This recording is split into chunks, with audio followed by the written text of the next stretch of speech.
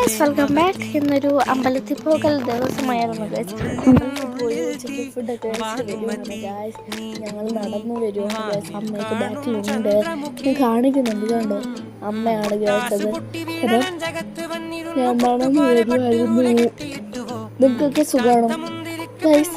ഈ പൂ നിങ്ങൾക്കറിയാവോ? എൻ്റെ വീട്ടിൽ നിന്ന് ആദ്യമായിട്ട് കാണുന്നൊരു പൂവാണ്.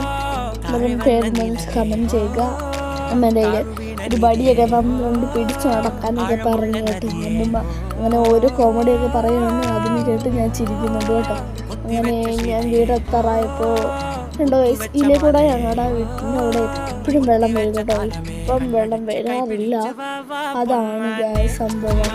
അന്നേരം ഇതൊക്കെയായിരുന്നു ഇന്നത്തെ പരിപാടി. നിങ്ങളുടെ അവിടെ ഉത്സവങ്ങളൊക്കെയാണോ ഒക്കെ കമൻറ്റ് ചെയ്യണം കേട്ടോ.